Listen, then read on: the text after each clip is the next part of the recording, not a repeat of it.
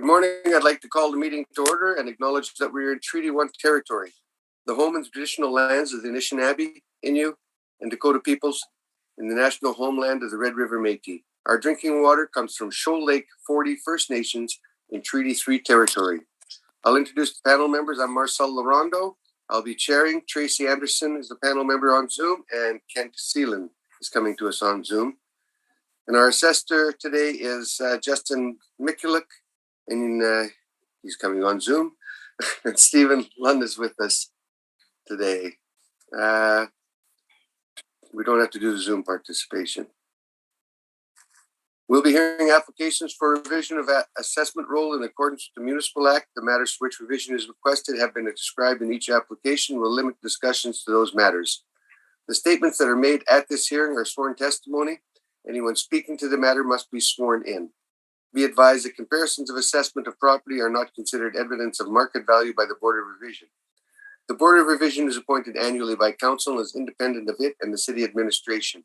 It makes its decisions on the basis of the evidence provided at this hearing and will issue a written order that will be mailed to all parties as soon as possible. Please note that the Board's decision with respect to an application may be appealed to the Manitoba Municipal Board if the matter pertains to assessed value or classification, or to the Court of King's Bench if the matter pertains to applications of exemption from taxation.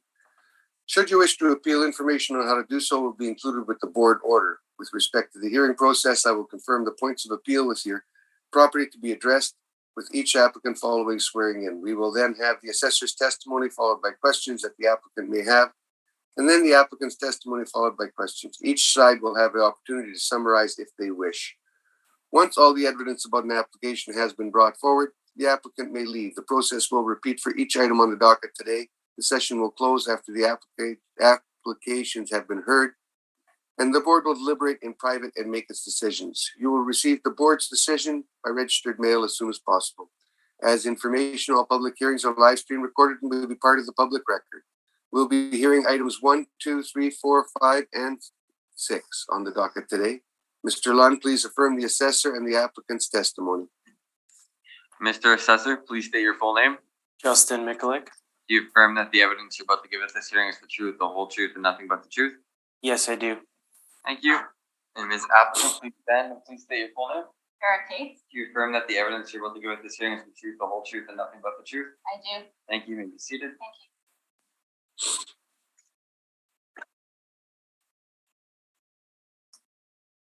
Thank you. Go ahead, Justin. We'll be dealing with file number 1000 McGregor Street. Okay. It's all on value, I do believe, correct? Yeah. Yeah. Okay. So we got file number 22-2545, roll number 110-304-95200. Roll year 2023, the assessed value is 8.562 million, and classification is 20, liability is T, taxable. So we have a 1972 building here that's 3 stories, 87 suites. If you scroll down here to page 2, just giving you a picture of the location. So it's located on the southwest corner of kind of where Partridge and Leela sort of break off. You could see to the west Garden City Mall, close to public transit. Pretty good location that way for ease of access to those amenities. Now, going on to page 3, we got our income value summary. So you could see our average monthly rent per units coming in at $943.06. And you could see the number of unit breakdown there.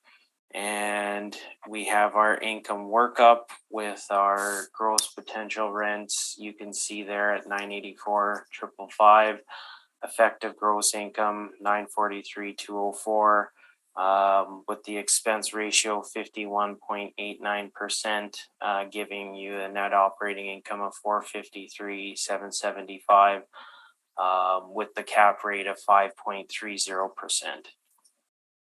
Now, page 4, I had just provided here some rent comparables with other similar properties in the area. You could see where the average monthly rent per unit falls in line. So it fits in with similar properties as well from a revenue standpoint.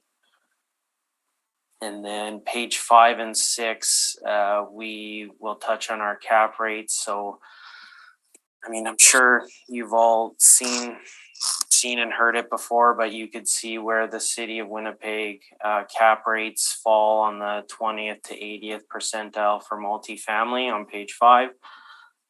Between 4.8 to 5.6% would be kind of your, I guess they could say, meat of the cap rates of buildings would fall in that range.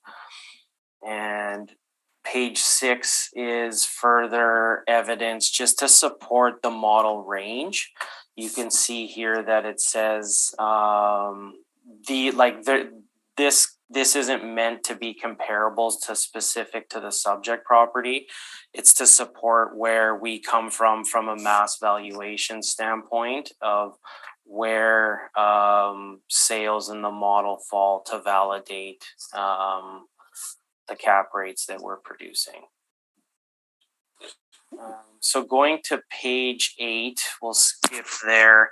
They have the income statement. So I had put a line up top.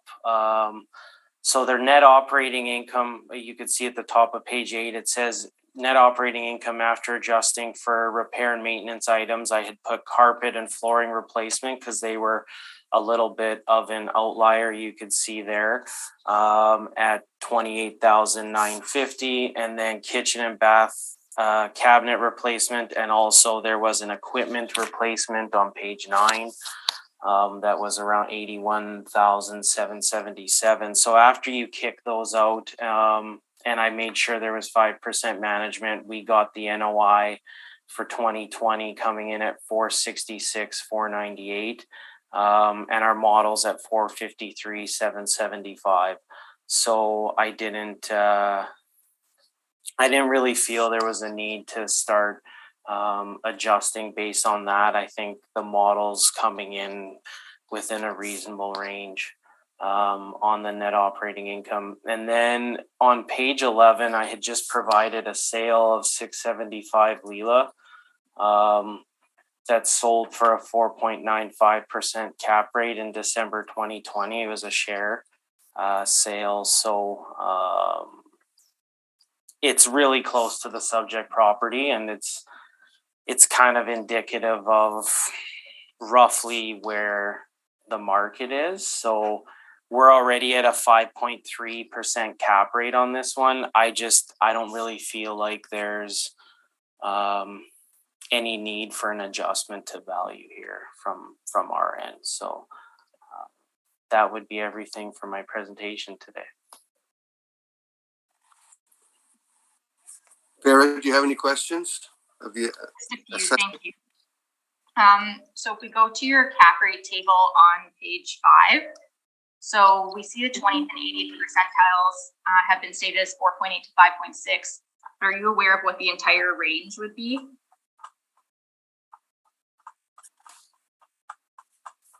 On our cap rate evidence, on page 6, we have 700 St. Mary's stabilized at 3.6%. I don't think it goes down. I mean, I haven't seen ones that go much lower than that. In terms of the higher end, I mean, up in the 7s, I guess you can get some properties. Okay. But I don't have the exact number for you. Okay. So in terms of the broker information you've included, we could see they're not applying anything lower than 5 for a low rise, but the city's 20th percentile is at 4.8. So can you provide information on the sales being used that are achieving these low rates from the model here? Yeah, like that's where we were able to, on page 6, where we had stabilized these sales for cap rate to just validate the range of where the cap rates would fall. So I don't have like specific sales for low rise or high rise or that. I wouldn't be able to. Yeah, I don't have that information on that. So. Okay, and just to be clear, the sales on page 6 aren't the entirety of what's being included to get these model rates. Would that be correct? No, so if you read here, it says the purpose for showing these individual capitalization rates is to illustrate the accuracy of the model and substantiate the model drive capitalization rates. They are not meant to be comparable specific to the subject property. Okay. And would you agree that the low end of the ranges that are established by the brokers would be for the highest quality properties? I don't know what information they use to gather their cap rates, so it'd be hard to say. Like we derive our capitalization rates because we're getting all the income and expense information from owners that are submitted to us. I'm not sure what they're doing in terms of how they're getting their information. Okay. And would you agree that this property that we're looking at is adjacent to a rail line? Yeah, there's a rail line that runs on the west side of it. Yeah. And would you agree that a rail line influence would be considered a value negative? I don't know in terms of for a residential homeowner maybe looking to buy their specific property, but in terms of the apartment landscape, I mean, I don't know if this property would have any outstanding vacancy issues because of that. Like, I don't know how to quantify if, they have trouble leasing up units because there's a rail line. I mean, sure, there is excess noise, but in the multifamily landscape, I'm not sure how much of an adjustment that would really be worth, quite frankly. And looking at your cap rate evidence on page 6, it states that the purpose is to show the accuracy of the model, but only 2 of the 6 cap rates actually fall within the 20th and 80th percentile. Would that be correct? Well, we have 2390 McPhillips is 4.79. 555 Corden 5.74. 677 Maryland is 5.5, and Arden's 5.02. So I would say it's, yeah, I mean, you want to say 2, I guess, but sure. Okay. And have you provided the workups for these as part of your direct evidence? No, these were provided. Matt Brokus from our department had done this stabilization for us to provide for the brief. So the information wasn't provided to save on the amount of volume that we're submitting inside the briefs. So. Okay. And then if we turn to page 11, which has your sale comparable, right. So you stated that you're aware that it's a share sale. So do you feel it's appropriate to include a sale that hasn't properly transacted through land titles? Well, 333 Ward, I think, is used in the cap rate studies, Altus. So that was a share sale. I know the board's probably aware that sale is widely used throughout the comparison. So this was provided in Fair Taxes briefs for their appeals. So I don't see why we can't take a look and at least say, like, well, there are these shares transfer sales that are happening, and I mean, they're providing us a cap rate that's used. So I mean, it's giving you a glimpse of at least the market. I mean, okay. So you're not aware then of how that cap rate is calculated? That was just provided to you. Well, their cap rate was calculated with you could see the PGI was 499,268. Their effective gross income they used was 491,779. Expense ratio 44.5%. And time of sale cap rate 4.95%. But you don't have the inputs for that. Would that be correct? Like these are just the summary. Correct. Okay.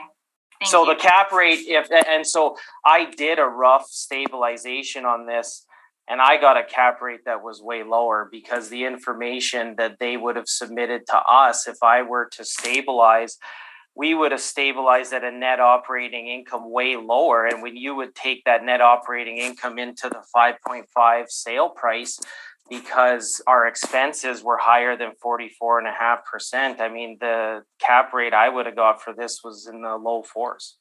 But you chose not to do that, correct? No, because I think this gives us a better indicator. I didn't feel like it was necessary. Okay, thank you. That would conclude my questions. Thank you. Tracy, do you have any questions? I have no questions, Mr. Chair. Kent, do you have any questions? Sure. When was the last time this property was inspected? Honestly, I couldn't tell you. I don't know. It could have been a number of years ago because there's no outstanding permits for renovations or anything like that. What would you say the overall condition of this property is? I would say just probably average in terms of fitting in with other ones that were built in the 1970s. Would you say this location with the Partridge and Layla and McGregor Street, would you say this is a high traffic location?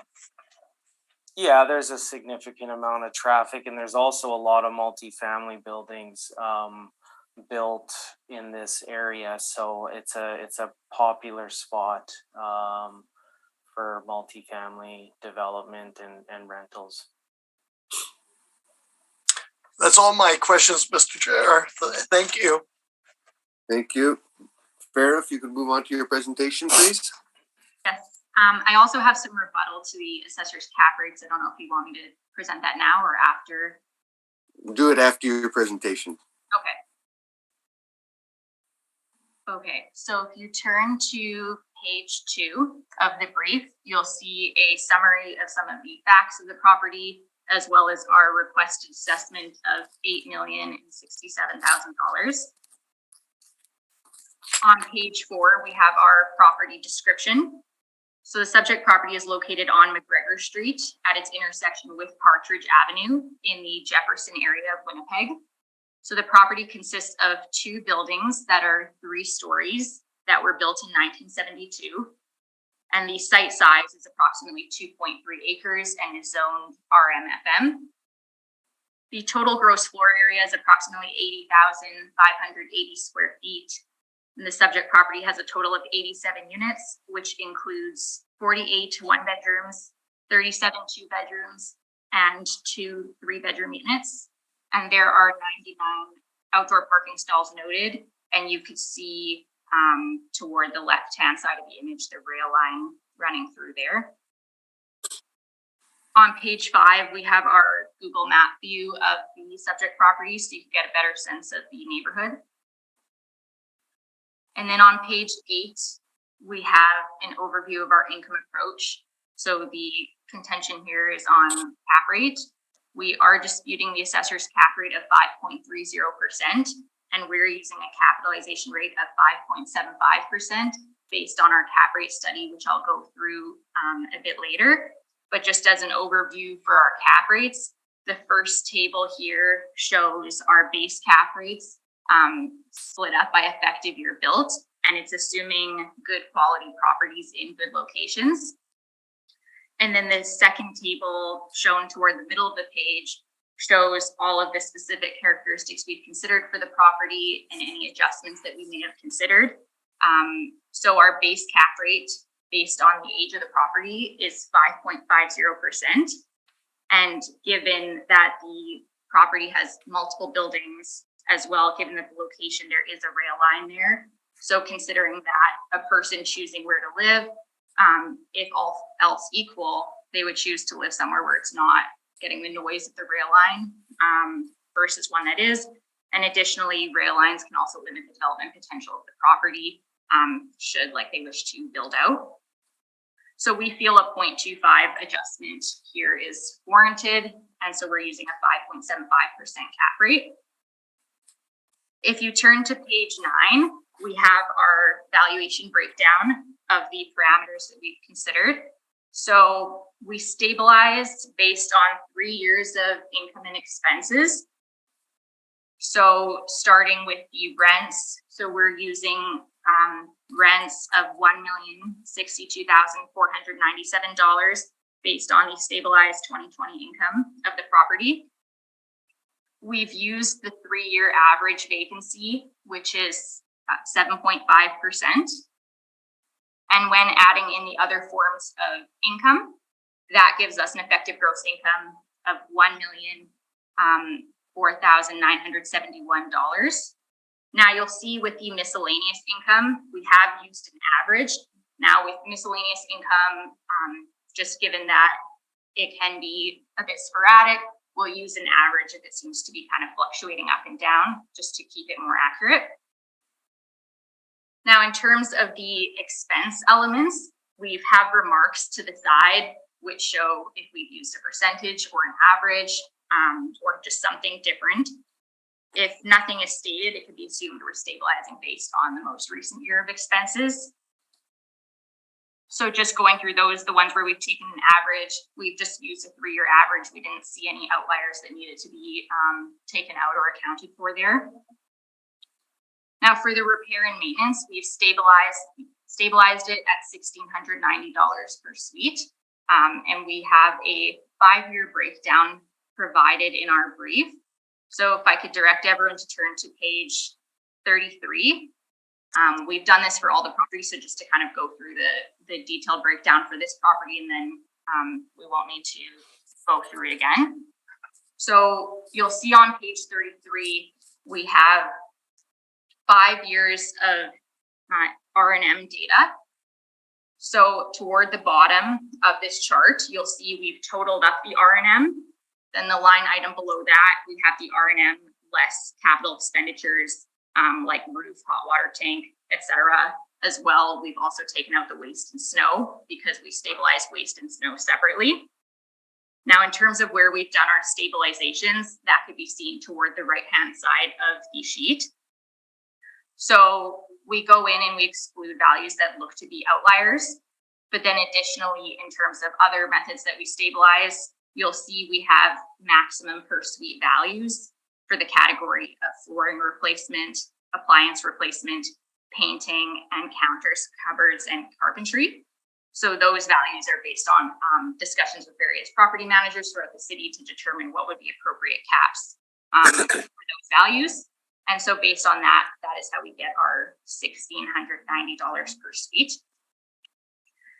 Now, if I could direct everyone to go to our cap rate study, which is a separate document, just to briefly run through that.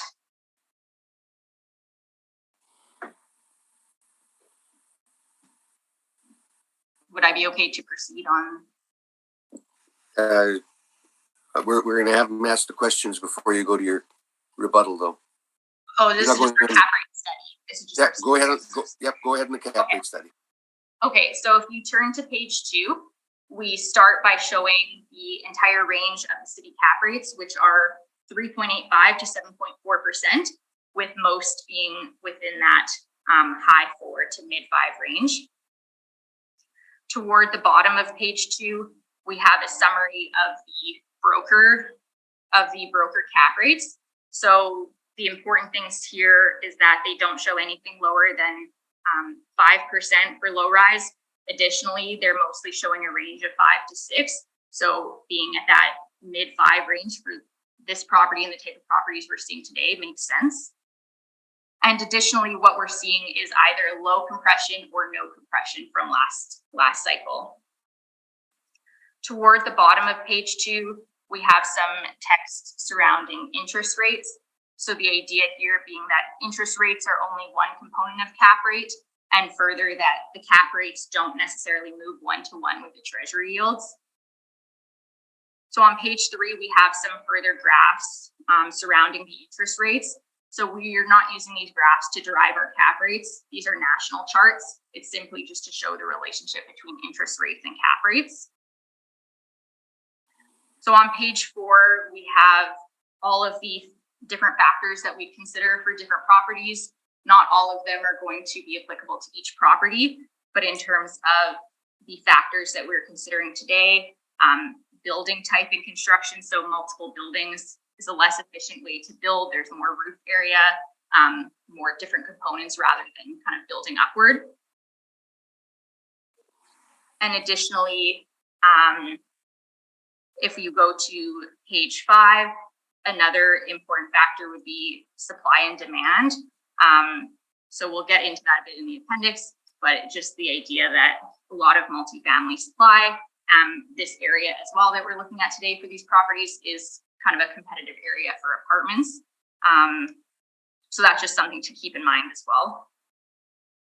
Toward the bottom of page 5, we just have a summary of cap rates just to show the evolution of our position from the previous cycle. And then on page 6, we have all of our cap rate sales that we're looking at. So the first 3 cap rates that are shown are the ones that we're looking at for this cycle. We've also included previous cap rates that are relevant, but the main ones we're looking at are going to be the first 3 in there. But we feel that including the previous ones just helps to show where our position has come from, as well, just bolstering the age categories that we have. And then on page 7, you'll see we have a graph showing sale price per suite based on age category. So just another way to tell that our kind of parameters that we're using are in line by also looking at the per suite amount as well as the individual parameters. So we've included what our requested values are per suite in all of our briefs. And then toward the middle to bottom of page 7, this is just our base cap rate table, which is shown in the briefs, as well as all the factors we consider. But in the individual briefs, we would just remove those factors that aren't relevant. Now, the rest of this report is appendix, but just to point out where things are, just for your reference. So page 8 would be the start of appendix A. So this is showing just a sampling of city cap rates. Not to be used as a direct comparison, but just to show that similar age properties have different cap rates. So we're not exactly sure what the means for adjustment is, but just that it is there. Page 14 would be the start of appendix B, which just shows the backup for the market reports, just if you wanted to see the entirety of the report that we used for the summary table in our brief. Page 20 would be the start of appendix C. So this is just the background on the different factors that we're looking at. So just to point out a couple pages in there, page 22 speaks to just pre-existing trends, people spending more time in their homes. And this is from a City of Winnipeg economic report. So just the idea speaking to that people want larger suites, people would want more amenities because of these pre-existing trends that they want to stay at home more. If you turn to page 37, we have some graphs showing supply and demand. So page 37 shows a graph of all the new apartments coming on stream. And page 38 shows the supply by region. So we haven't specifically considered new supply as a factor for these properties today, but just to show the amount that's on the market. And then page 43 would show all the backup for our cap rate sales. I won't go through those in detail, but just if you wanted to see any of the derivations, that would start on page 43. And then page 145 which show the backup information for the sales, so the sale price per suite. So if you wanted to reference that. So just to wrap up my presentation here, I'll just go back to the main brief. So if you could just go to page 9 of the main brief. So essentially, that is how we get our 5.75% cap rate. So with our NOI of $463,871, that gives us our indicated market value of $8,067,000 rounded, which works out to a value of $92,700 per unit. And then our appendix starts on page 11. So just in there, I've included the city valuation that we've referenced, as well as the financial statements that we've used for the properties. Additionally, then the R&M breakdown is on page 33, and our valuation has been included again on page 34. So that would include my presentation for this property. Thank you. Thank you. Justin, do you have any questions? Justin? Is Justin there? Yeah, hello, sorry about that. It's just for the specific property, I guess, that for 1000 McGregor. So on page 8 of the brief, you know, you're saying a 5.75% cap rate. Like, I know the rail line is brought up. How much of an adjustment because of the rail line would you be applying to that in that cap rate? So it's not just the rail line. We are considering the rail line because our base cap rate is assuming good quality properties in good location. So having a rail line there would be a negative influence on the location. But we also make the adjustment for multiple buildings because it's not as efficient. There's more roof area, more building systems to maintain than building up. It's not as an efficient way to have multiple buildings on the site. So that's where our adjustments are coming from. So from both of those factors. So you have nothing to substantiate that a rail line would be a negative, right? Could you speak up a bit? Sorry, I just can't hear you. There's no information to substantiate that a rail line is a negative. Like, you have no information in the brief showing that. I didn't specifically include a study on rail lines, but it is kind of something that's known that something that's going to cause excess noise is going to be a negative, and additionally something that could impede development could be seen as riskier for the property.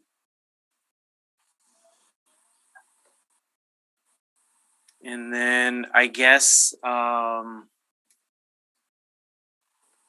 was it here? So, and okay, so we can transition now, I guess. Can I talk about the cap rate study now? I'm done for questions on, or do you guys want to ask questions about the specific subject that we talked about? No, you can. She's already put her cap rate study forward, so you can deal with that. Okay. So just in regards, like on page 2, the market reports, like, are you aware of what information they use to calculate those cap rates? Do they use the information that owners would have submitted to the city of Winnipeg, or would they have their own information on hand from, say, a realtor or something like that? I don't have access to the specific inputs that they've used for their cap rates, but this is what knowledgeable players in the Winnipeg market are suggesting for cap rates, and they're all fairly similar as well. So that information is reliable. Okay, because I only bring this up because generally what we see with the cap rates is once we know a sale price, it is beneficial for the net operating income to be slightly higher. And I think that is relevant in the 2390 McPhillips discussion, where we had stabilized at a 4.8% cap rate, yet Altus is coming in at 5.59, and the sheer difference is Altus has decided that they were just going to use CMHC rents to the property, which would pull the income higher than what we have. So I'm finding when I do research on a lot of these sales that end up coming through is the expenses tend to be a little bit lower. The income is skewed a little bit higher than what is provided directly to the city. When we start using our own information now against sale prices, we end up getting cap rates that start falling significantly lower because our net operating income a lot of times starts getting stabilized a little bit lower. So when you know the sale price, now all of a sudden it becomes the creative accounting of, well, you know, to get a cap rate higher, once you know the sale price, you have to get the income higher. So that's the reason why I kind of transitioned here to the 2390 McPhillips in our rebuttal. And then I see these cap rates are routinely coming out between 5 and 6, where I'm not sure where they get that information from. But that is all I had for questions regarding it. Would I be able? Was that a question, Justin? I think it was a statement, and I was transitioning into my rebuttal. Okay, well, you'll have to wait on your rebuttal because she's going to rebut yours first. Yeah, for sure. Okay. So you're done with your question. I don't think that was a question for you, Farah. So I think we're just going to move on to the rest of the questioning. Tracy, do you have a question? No, I think I have no questions at this time. Thank you. Thank you. Kent, do you have any questions at this time? Sure. Have you inspected this property? I've not inspected the inside, but I'm familiar with the exterior and with the area as well. What, based on your limited information, what would you say the condition is of this location? Like the condition of the property? Yes. I would say it's between average and good. Like, we're not making a further adjustment for any type of negative condition for the property. So I would say average to good based on discussions with the owner looking at the outside. I think that would be a fair assessment. Thank you. That's all my questions, Mr. Chair. Okay, thank you. My question to you, Farah, is on your vacancy rate. You've got it at 7.5, I believe. Yeah. Now, is there a reason that it's gone up higher in 2019 to bring your rate up that high? So we're using based on the 3-year average for the vacancy, given that they tend to have higher than the market vacancy rate. So I felt it was appropriate to use the 3-year average in here.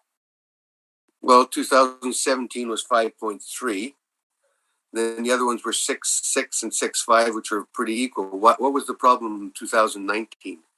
Oh, okay. I'm not sure specifically with 2019. I didn't look into that one specifically. Was there some remodeling being done in 2019?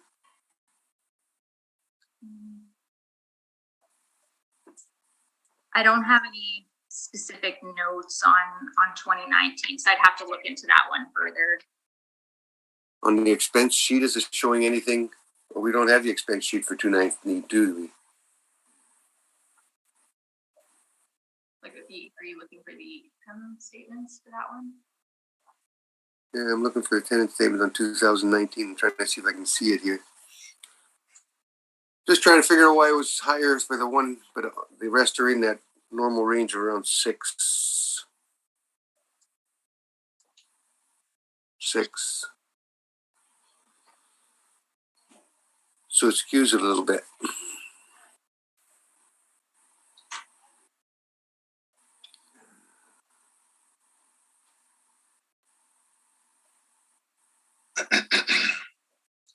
Do you have it, Tara or Farah?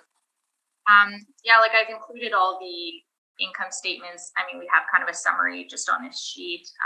I've included the 2019 income statements as well. The page that would start on page 25. But I'm just not entirely sure what led to the higher vacancy in that year specifically. So that would start on page 25. I'm going. I'm just a little slow this morning. It's gotta be the weather.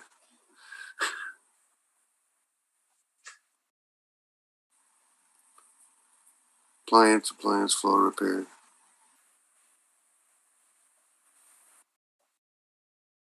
So yeah, it seemed to be going through some remodeling there, eh?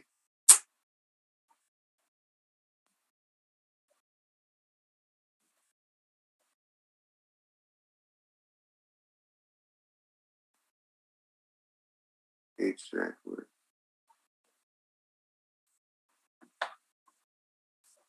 I don't see anything major. Okay, I'll leave it at that. Let's move on with your rebuttal to the cap rates for the city, Okay. and then we'll deal with the city's rebuttal to your cap rates after. But you'll do yours first. Should I begin? Does everyone have it? Yes, you go on your rebuttal. Okay, so on page 2, we start with our overview for 2390 McPhillips. So we found that the property was bought with below market rents. Purchaser ads indicate that the rents did increase afterward. Now we're not using those specific rents. It's just speaking to the idea that the prior rents were below market. We've redone the cap rates with CMHC rents and vacancy to determine what the market rents would be, and then therefore what an appropriate cap rate should be. And we've also included here a definition of value and market value, just for your reference. So on page 3, we have our workup for 2390 McPhillips. So you see here that with the October 19 and October 20 CMHC rents, plugging those into the valuation, and with the other expenses that we have listed, that gives us our 5.59% cap rate. So the idea with this one is that it was purchased, purchaser knowing that the rents were below market and they would be able to increase them. So they would have seen that there would have been topside potential on this property. So if you turn to page 4, this is our overview for 700 St. Mary's and the 32 Arden cap rate. So 700 St. Mary's was purchased with the intent to renovate, and we've included a letter from the property manager which speaks to that.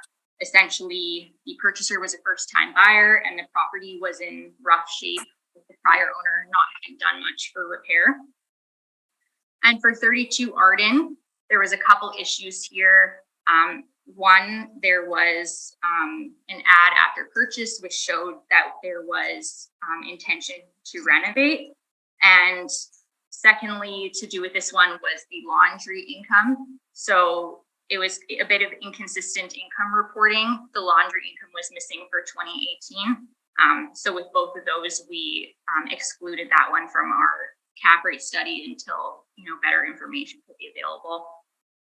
So page 5 would be kind of the start of the appendix for this document. So page 5, we have the CMHC rents and the vacancy on page 6. This is for the 2390 McPhillips. As well, we have the ad. So again, not using the rent from this ad, but just supporting the idea that the purchaser knew that the rents were below market on this property. On page 14, we have the letter from D7 Property Management. So this is in regard to the 700 St. Mary's sale, that the property was in rough shape and was purchased with the intent to renovate. And on page 15, this would be the start of the 32 Arden documents. So we have an ad here with some sections highlighted, so showing some remodeling and some renovation. And then on page 18 is the start of the financial statements. So we've included the 16, 17, and 18 financial statements for 32 Arden, just to show the differences with the laundry income and the income being reported. So I won't go through all those in detail, but that would start on page 18. And then if I could just jump ahead to page 36. That would be just, we've included a municipal board order, which talks about not including properties that would be purchased with the intent to renovate, where the rents would be substantially changed. So we have some highlighted section on page 39 and as well on page 41. So just the idea that those will skew a cap rate study when the rents would be expected to substantially change. So that would conclude my rebuttal presentation for this property, or for these properties today. Thank you. Justin, any questions on the rebuttal? Just with 2390 McPhillips, so like I'm wondering how you apply the assumption of using higher rents at the time of sale. Was that confided to you by the purchaser? It was based on my colleague's research, realizing that the rents at the time were below market by comparing to CMHC, as well as what the purchaser is currently showing. I don't have inside knowledge from the purchaser though. Because if we're talking about a cap rate using direct capitalization, it's typically going to be the in-place income in the year of the sale. Is that correct? Sorry, can you say that again? I just can't hear you very well. So just if we're talking about applying a direct capitalization technique, that would apply that the income in the current year of the sale is what's used. Is that correct? Not some future potential income. But if realistically the purchaser could see that there was a top side potential based on different rents, that would change the cap rate of the property.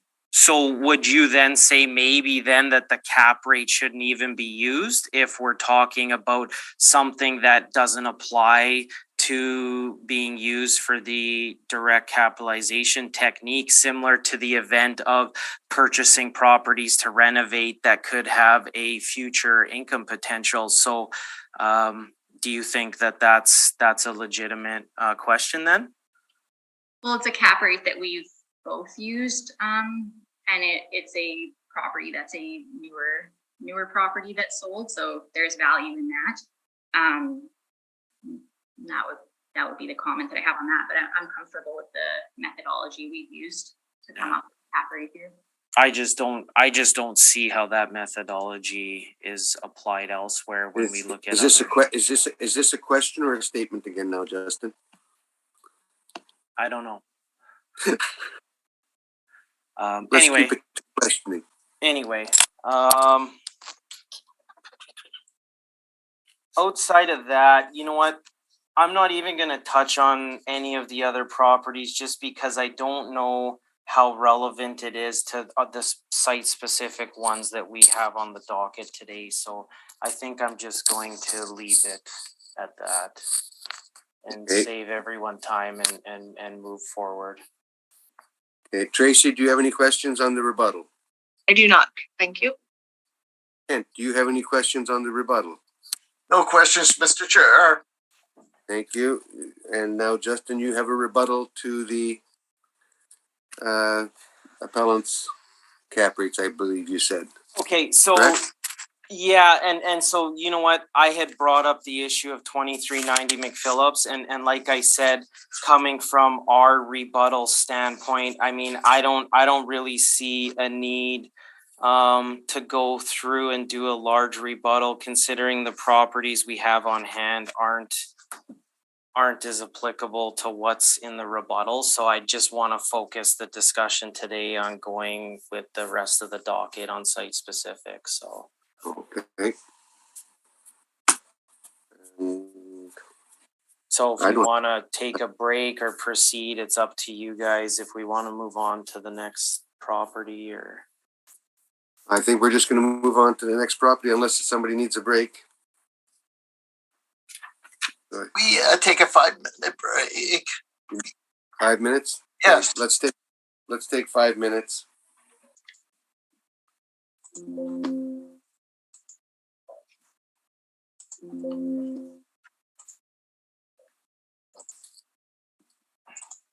We're back, Mr. Chair.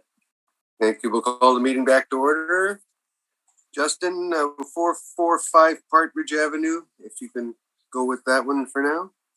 Okay, file number 22-2557, roll number 110-305-82300, 2023 roll year. So I'll just skip to it. We have a recommendation to reduce the assessment to 7,552 million. Is that going to be accepted? 755,200, is that correct? 7,552, yeah. And explain how you get to that number? So we used our model cap of 5.3 and the NOI of 392,695. Okay. Farah, have you had a chance to look at that? Yeah, I looked at it. It looks like the cap is at 5.2. And Oh, while we appreciate the offer, we would like to proceed on this property. yeah, sorry, that- that would have been it would have been the model cap 5.2 then. So I did use 5.2 to come up with the calculation. I typed it in wrong on the recommendation line at 5.3. So that is an error there. That's in there. So it was 5.2 that you used. Yeah. Okay. But So we're going to continue then. okay. Carry on. Okay, so it is a 6-story, one building, built in 74, 71 suites. There's no picture of location, but it's quite close to that last one of 1,000 Parch or 1,000 McGregor. Just right down the street from it. So in that same general vicinity where Partridge and Leela kind of branch off into separate routes. And page 3, you have the income value summary again, showing the suite breakdown, the number of units, our average monthly rent, 1013.55. Which I thought was high, which is why we came to the recommendation. So this is our workup. You know how it changed. The initial model was coming in at 414,548. Rent comparables, again, it did fall in line with similar properties in the area. Just, however, again, site specific wise, we were coming in a little bit high. Cap rates we have already touched on page 5 and 6. Page 8, you could see the little workup that I did to come up with the value. So the operating expenses, there was a large in the expenses. There was a large line item for parking lot repair that was 174,145. So, I mean, my guess is there was some resurfacing that happened. So once you take that out, and then the 5% management is where I got the NOI of 392,695. The model was 414,548. So I felt it was reasonable to provide the reduction. And then page 11, again, just the same sale there in the area of 675 Leela, showing what it transacted for your information of cap rate and of property right down the street. So outside of that, that is everything for my presentation. Thank you. Any questions, Farah? Just a couple, thank you. So on page 5, so you made a comment about the broker reports and not knowing what's included, but the city and yourself has also included the broker reports to further support your cap rates. Is that correct? I think they're brought in just to show where ours fall in line compared to theirs.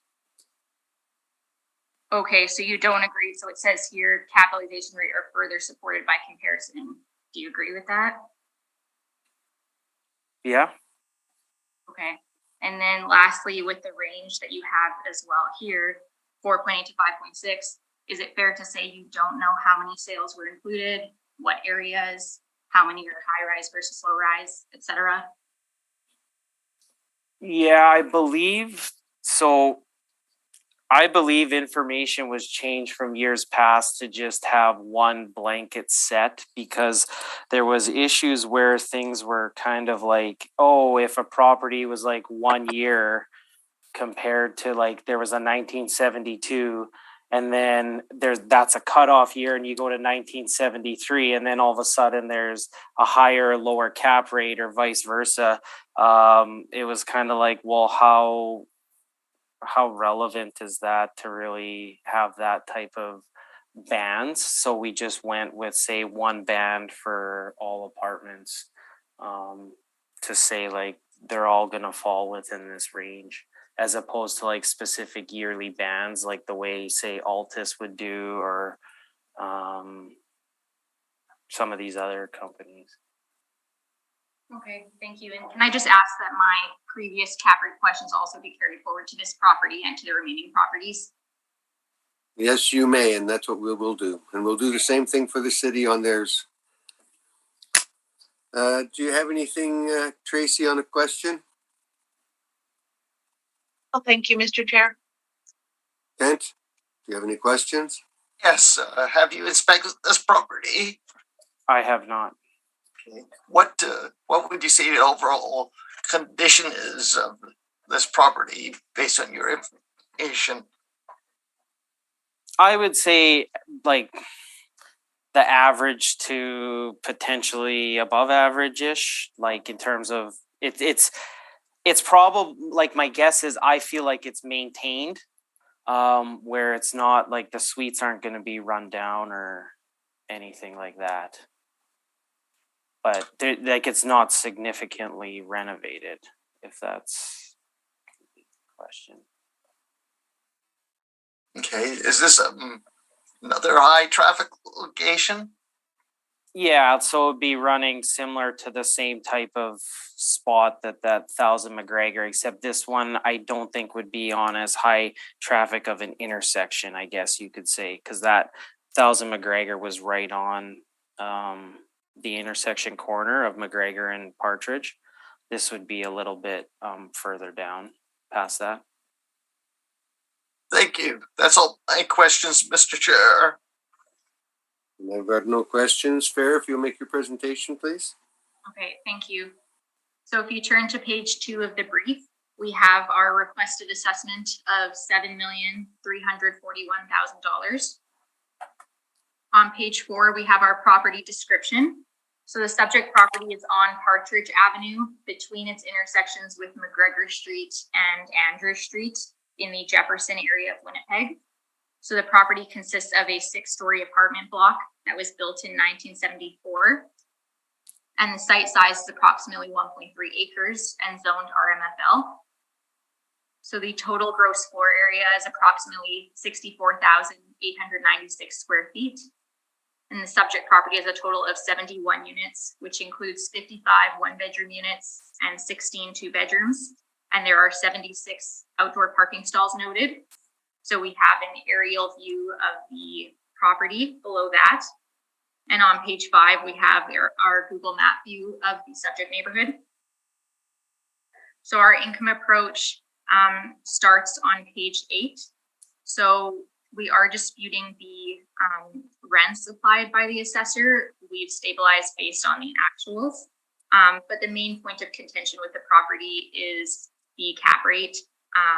We are disputing the cap rate of 5.2, and we're applying a cap rate of 5.5%. So essentially for this property, our base cap rate based on the age of the property is 5.5, and we've considered other features of the property, but ultimately have not made a further adjustment. And we feel, again, that being mid-range for this type of property makes sense. So if you turn to page 10, we have our breakdown of the parameters used. So we're using rents of $808,652. We're applying a market vacancy of 4.2%. It is higher than the actual vacancy, but we use a market vacancy because a potential purchaser would not expect such a low vacancy to occur over the long term of the property, and they would apply a market vacancy in terms of being conservative there. So then when accounting for our other forms of income, we have an effective gross income of $785,220. Again, we have all of our expense values listed. We didn't really deem anything to be outliers, so we've just done averages as usual. Our repair and maintenance stabilized is at $1,318 a suite. We have our specific breakdown on page 34, but I won't go through that in detail, but it is there for your reference. And so our expense ratio for this property is 48.6%. So with our net operating income of $403,749 and a cap rate of 5.5, that gives us an indicated market value of $7,341,000, which works out to a value of $103,400 per unit. So our appendix starts on page 12. So again, we have the city value and our financial statements similar to the last property. So that would conclude my presentation on 445 Partridge. Thank you. Justin, any questions? Yeah, so just here on page 8 with the cap rate, how you come up with the factors. So last property that was down the street, you had put factors of rail line and it came to 5.75. So this one you would say base being the same relatively year built and same type of other attributes in the factors that it should be 5.5. So would the rail line be like, I'm just trying to gauge here, like how this 5.5 has come up and then 5.75 on the previous one, which is right next door. Sure. So on the previous property, we applied a risk factor for multiple buildings on the site, as well as the rail line. For the remaining properties that we're dealing with cap rate, we haven't applied an adjustment because this property is like a standard 70s apartment building. It's in average to good condition. Parking is sufficient, but not a significant benefit. It's only like around 1-to-1. So we don't feel like an additional risk factor is warranted here. So we've just applied our base cap rate because again, it's just one building. It's a standard 70s apartment. So we feel that mid-range is appropriate. So I hope that clarifies the differences there. Okay, and then regarding like page 10, so like their vacancy is quite low. So would it be fair to say that this property has pretty high demand? Their vacancy is low, but you also have to look at the rents that they charge in terms of having that vacancy. Like they do have to discount their rents in order to get that low vacancy. So that's going to be a decision of, property management and how they, want to run their property. So the vacancy is low, but we apply market vacancy for our evaluations. So so that was my next question. So if they were reporting a 7 or 8% vacancy, like say the previous property, would you still apply the market vacancy then? Or is it only if the vacancy is below market? Well, we're always looking at a market vacancy, but if the vacancy of the property is a lot higher than the market, that's something a purchaser is going to consider if the vacancy of the property is consistently running above market. So it's always a market vacancy, but sometimes the vacancy of that property is higher. So you don't think a purchaser would consider a vacancy that's this low and say, hey, this property has great demand. I'm willing to pay more for that. They wouldn't consider a lower vacancy, but only a higher one when making a purchase? Like I said, the reason we do the market vacancy is because a purchaser being prudent is going to consider a property having market vacancy. As well, I mean, a purchaser would have to look at the rents and all the other features in place to achieve this type of vacancy. So it can't just be, I guess, in isolation. Okay, those are all my questions. Thank you. Tracy, do you have any questions? I don't have any questions at this time, Mr. Chair. Thank you. Kent, do you have any questions? Yes, have you inspected this property? I've not inspected the interior of the property. What would you say, based on your information, what would you say the condition is of this property? I would say it would be anywhere from average to good condition. We don't feel the condition's like a risk factor for this property. Do you have any traffic issues with this property? I don't think it would really be an issue. There is quite a bit of traffic around this area, but I don't think it would be a problem. Thank you. That's all my questions, Mr. Chair. And I've got no questions. Let's move on to 1055 Powers. Is that correct? Yeah, that's, I think, what I got here on my list. When you are ready, Justin. Okay. And this is, Yeah, 1055 Powers. Okay. thank you.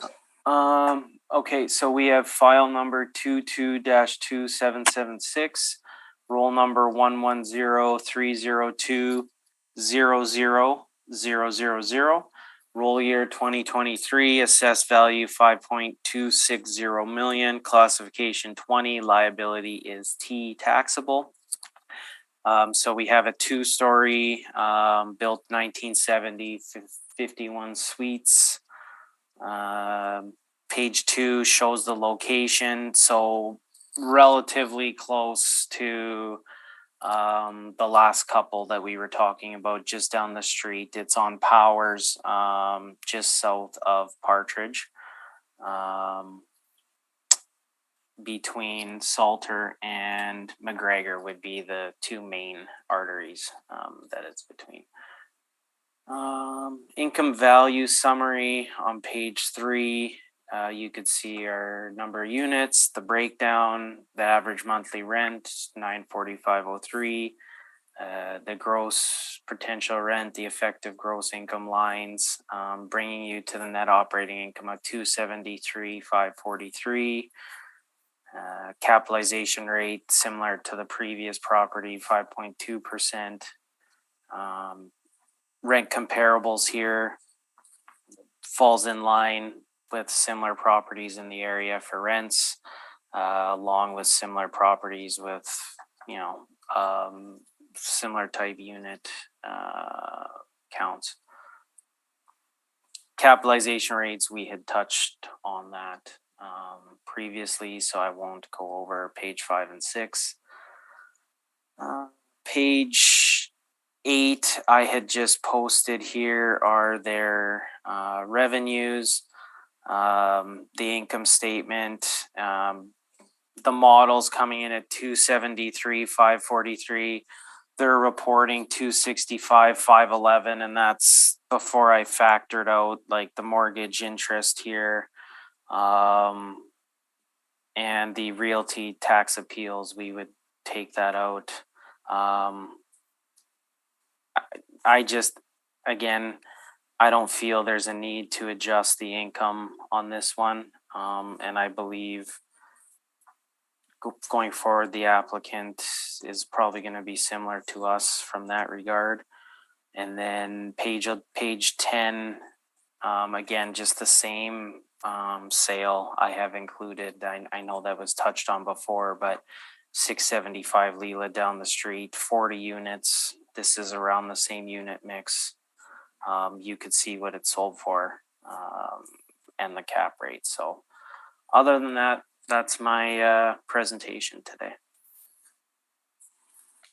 Thank you. Farah, any questions? I have no new questions. Thank you. Tracy, any new questions? I have no questions, thank you. Kent, any questions? Yes, have you inspected this location? I have not. No. What, in your professional opinion, what would be a condition of this location? I would say similar to the other ones that we had touched on that are within the similar areas. The apartments are maintained, but say they're not extravagantly renovated, but they're maintained to be in good working order for tenants. And where condition wouldn't really be a factor that you're applying an adjustment to the property because of it. So Any issues with traffic? again, similar to the previous ones, this one's actually located on a bit of a quieter street on Powers. So I would say that it's a little bit quieter in the sense that it's not right on a main artery. It's just off the main artery of Partridge. So Thank you. That's all my questions, Mr. Chair. And I've got no questions. So Farah, if you want to put your presentation, please. So if you turn to page 2, you'll see our requested assessment of $4,883,000. And then on page 3, we've also included an additional photo of the exterior just from a different angle. On page 5, we have our property description. So the subject property is located on Powers Street at its intersection with Partridge Avenue in the Jefferson area of Winnipeg. The property consists of a 2.5-story apartment block that was built in 1970, and the site size is approximately 1.1 acres and is zoned RMFM. The total gross floor area is approximately 45,075 square feet, and the subject property has 51 units, which includes 33 one-bedrooms and 18 two-bedrooms, and there are 49 outdoor parking stalls noted. So you'll see an aerial view of the parcel below that. And on page 6, we have our Google Map view of the subject neighborhood. So on page 9, we have the overview of our income approach. So we are disputing the assessor's cap rate of 5.20%, and we're using a cap rate of 5.50%. Similar to the last property, the base cap rate based on the age would be 5.50%. And in looking at the other features of the property, we didn't see a need for any additional adjustments. So we're comfortable with that mid-range for the cap rate. If you turn to page 10, you'll see our valuation breakdown. So the rents that we're using are $599,737. We've used the 3-year average vacancy of 4.2%. And when accounting for the other income, we have an effective gross income of $584,626. We have an expense ratio of 54.1% based on the actual stabilized expenses of the property, and that includes a stabilized repair and maintenance of $1,702 per suite. So our net operating income is $268,560. And with a 5.5% cap rate, that gives us an indicated value of $4,883,000. That would work out to a value of $95,700 per unit. So in our appendix on starts on page 12, we were able to find some photos of the interior. They are marketing photos. They're a bit staged, but if you kind of take away the furniture, you could see just the flooring, the walls, like just the finishes that are in there as well. You can see the kitchen, kind of basic finishes, kind of a bit potentially outdated with appliances. And yeah, there's some photo pages, so that goes to page 14. And then the remainder of the appendix is the city valuation page, as well as all the financial statements we've considered. Our R&M breakdown would be on page 27. So that would show the 5-year breakdown. And that would conclude my presentation for this property. Thank you. Justin, do you have any questions? you know what? No, I think it's similar, like cap and that. Carried forward? Yeah, I think we're good on this one. Okay. Tracy? I'm also good on this one. Okay, Kent? Just a question, have you inspected this property? I've not inspected the interior of the property. What, in your professional opinion, what would be the average condition of this location? Yeah, I would say it's an average to good condition. The finishes are basic, but you could see that the property is well maintained, and the location, as the assessor kind of previously mentioned, would be a bit of a quieter location to the other, but it's still on the intersection with Partridge, so there would still be some traffic in there. Thank you. That's all my questions, Mr. Chair. Okay. Justin, did you have any summations? Actually, I never asked you on the other ones, but do you want to save it all for the last one we're finished? No, I think we're okay. They don't need summation. I think Okay. we're good. Farah, were you okay, or do you need summations on either of these properties? Yeah, I'm okay on these ones. Thank Okay. you. If you need one at the end of one of them, let me know, okay? Thank you. And that concludes that property. That was quick. Everybody presented, right? Do you want me to represent just in case you missed something? I think we should represent again. What the heck? That was 390, correct? That one was 1055 power. So 1055. yeah, We're going to 390. That's why I have it correct checked off. right. Okay. Okay, let's get our files up to 390. 1 second. 390 is this one.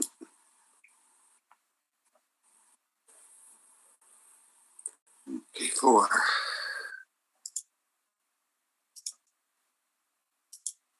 And I'm ready. Is everybody ready? Yeah, I'm good. Okay, start it up. 390. Okay. 390. Right, 390 Partridge, file number 22-1793, roll number 110-306-10000, roll year 2023, assessed value 5,713,000, classification 20, liability T, taxable. We got a 3-story apartment, one building, built in 1974, 48 suites. Location, as you can see, again, it's on Partridge, so similar to property number 2. It's just right down the street east of it, so by Partridge and Andrew Street there. Income value summary on page 3. You could see where we have our suite breakdown. The average monthly rent per unit, where it's coming in, the gross potential rent, effective gross income, make expenses to make up our net operating income of $294,228. This one, a capitalization rate of 5.15%. Rent comparables, you could see that it falls in line with similar properties in the area. For the rents, page 5 and 6 cap rate, we had discussed that. Page 8, I had just provided, here's their 2020 income and expenses. The net, their gross effective gross income 650, 128.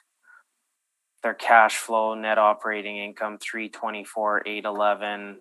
The model's coming in at 294, 228. So again, we feel like we're pretty good. While we're lower on the model, and so we feel okay about the value then. And I just provided, I was able to get some pictures so you can see the interior. So it's nothing fancy. It's maintained though, maintained to a good enough standard for tenants. And just again, page 10, the sale on Leela, using again as just support, mainly on cap, especially it's a similar building. So suite mix in that. So outside of that, that is conclude my presentation. Farah, do you have any questions? I have no new questions. Thank you. Tracy, any questions? No questions for me. Thank you. Kent, any questions? First, thank you for the pictures.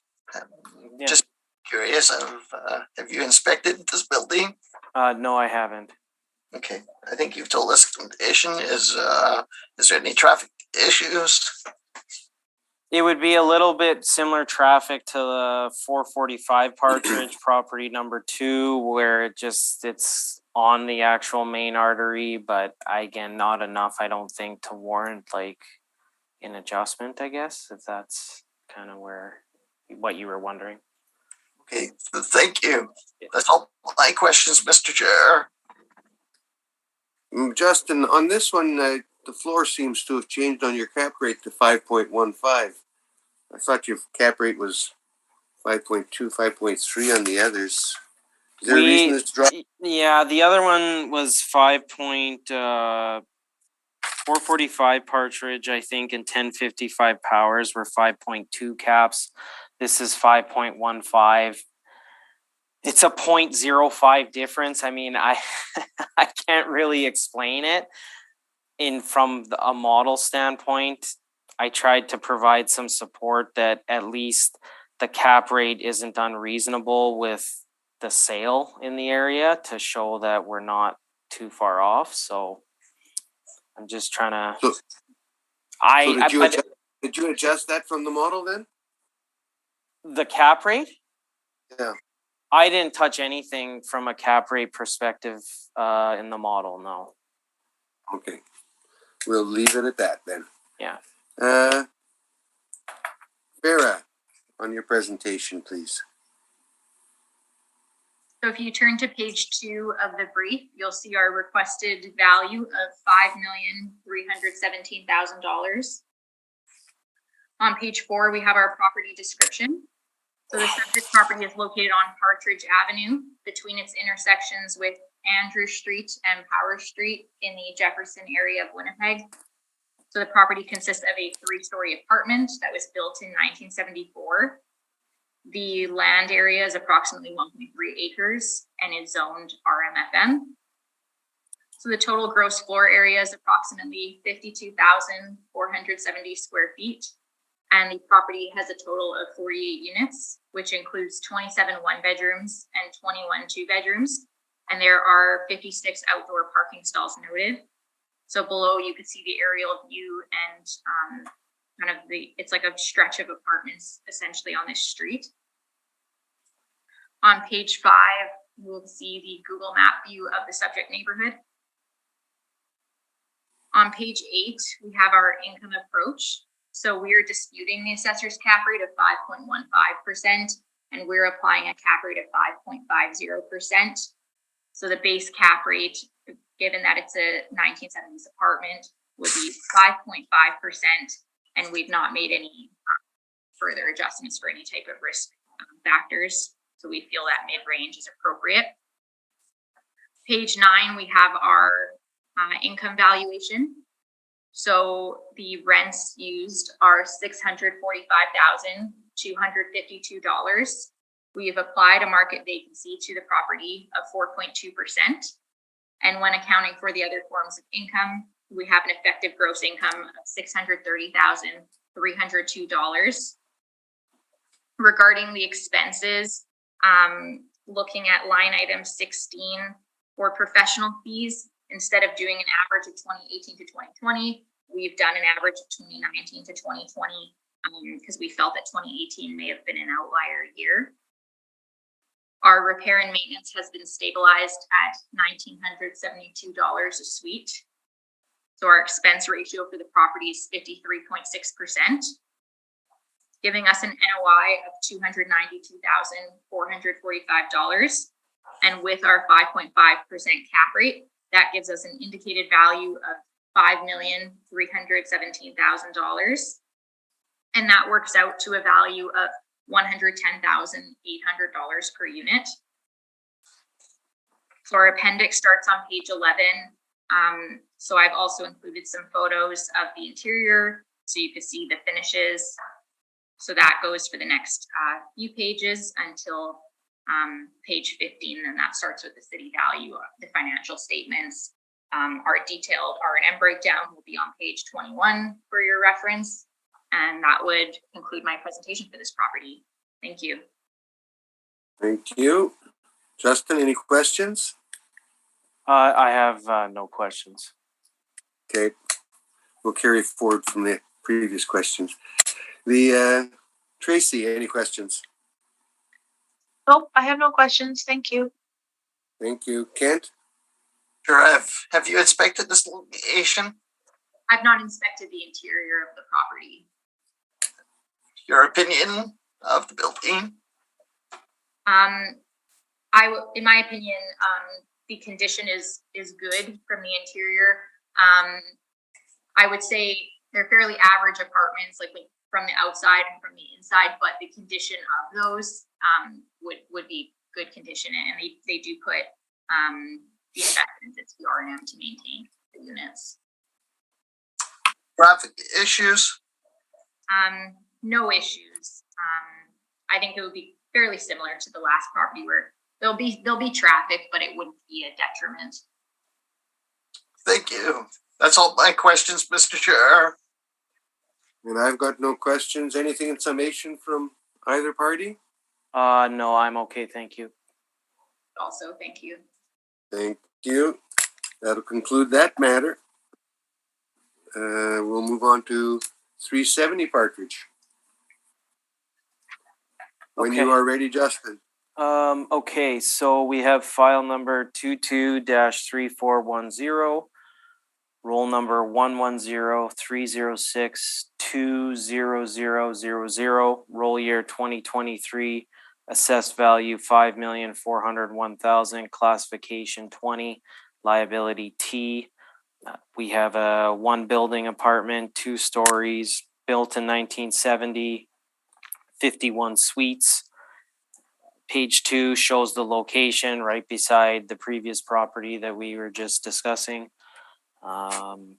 The income value summary here, you could see the suite breakdown and where the department's coming in on the average monthly rent.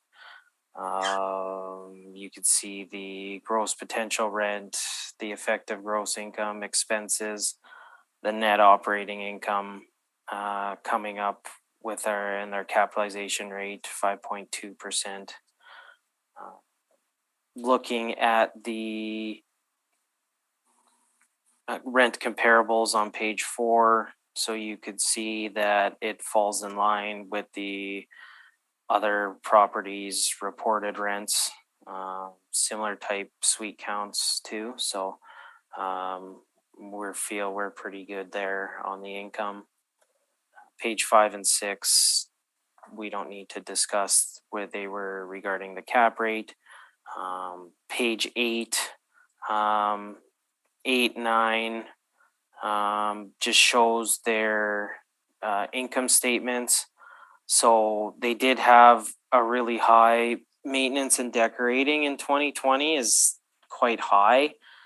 We don't have a breakdown of what that entails. Like, they didn't provide us with a matrix when reporting where all that, where the dollars went. I look at 2019, it's down significantly, 150,000. So their earnings were 256, 348. 2018, same thing, maintenance and decorating, like, it's quite high, but I'm reluctant to be able to make a change just solely based on we don't have that type of breakdown. And maybe the applicant will show in their brief where their net operating income is coming in. I think we might be similar, but I don't have a breakdown of how they came up with those. So when you look at the pictures of the suites, I mean, they look on page 10, it looks pretty decent. So maybe some money's been put into upgrading to a certain degree in some areas. And then page 12 again, providing the sale for cap rate of 675 Lila with, similar type suite mix and height and story. Outside of that, that's everything I have today for the presentation. Farah, do you have any questions? I have no new questions. Thank you. Tracy, any questions? I have no questions, Mr. Chair. Kent? Have you inspected this location? I have not. Just to confirm, what's your opinion of the location?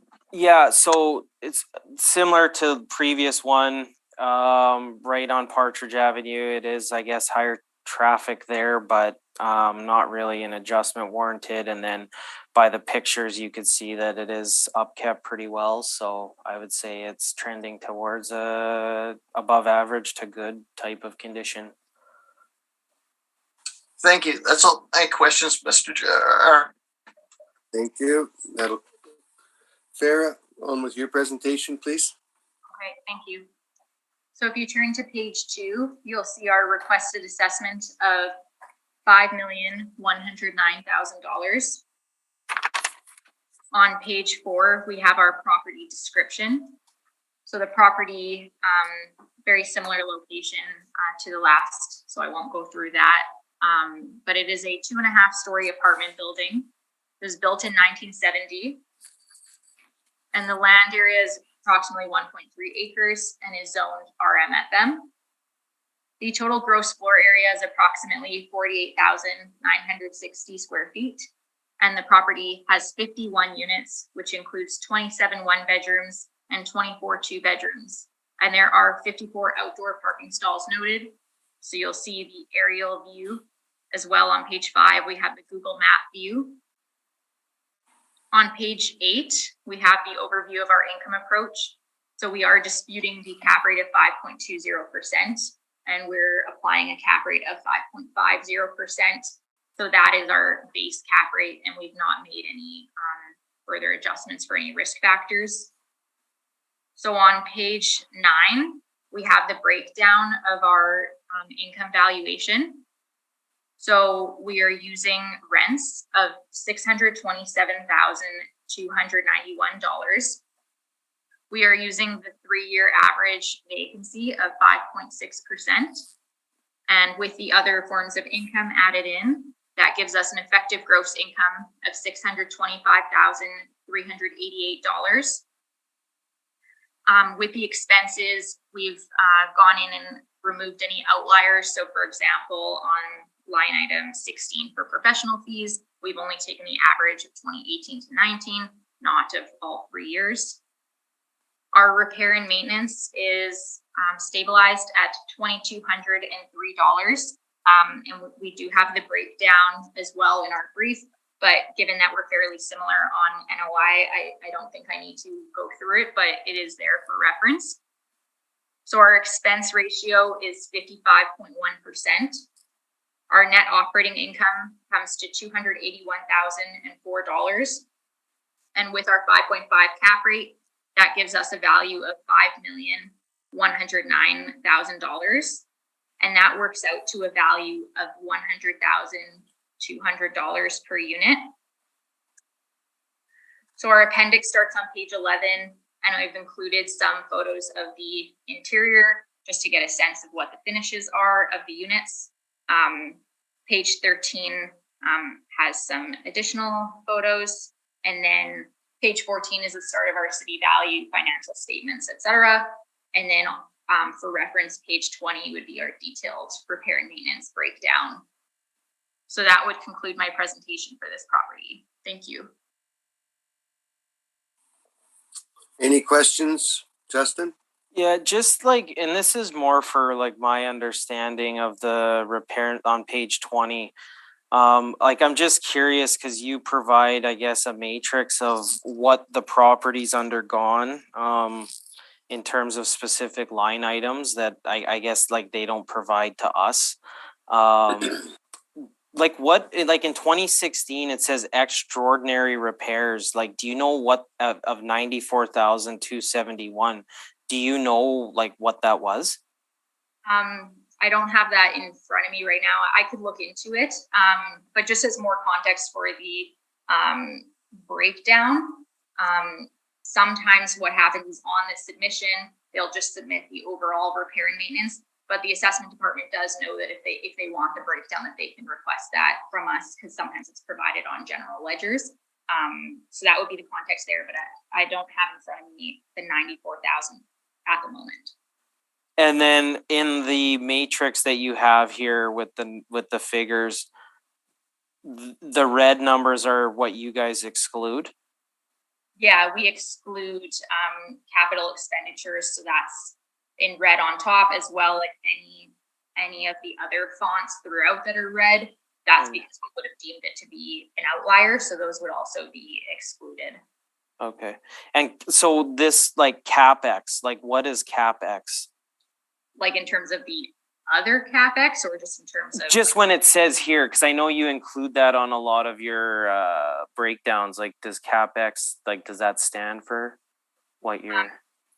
Yeah, so specifically for this, the R&M less CapEx would be referring to extraordinary repairs, roof and hot water tank, and then any other capital expenditures that may be at play.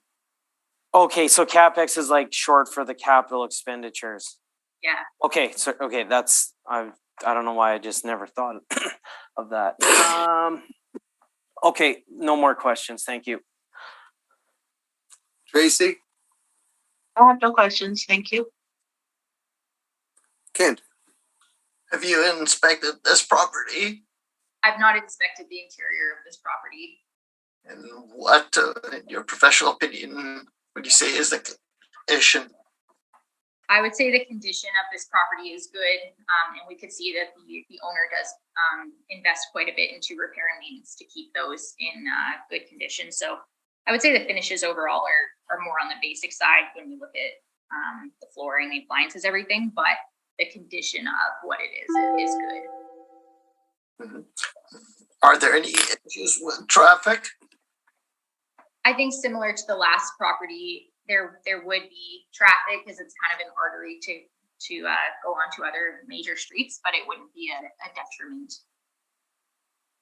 Thank you. That's all my questions, Mr. Chair. Sarah, the question I'm going to have is I guess it's going to relate back on all the files, because I've been noticing that a lot of these buildings are just electric heat. And over the years, you can see the general increase that's there because of the increase that's been happening on hydro. But you still tend to take an average. Why is that? And it's not just on hydro. Things like insurance, they don't go down, they go up. Snow clearing has gone up. Why do you take an average on those types of things?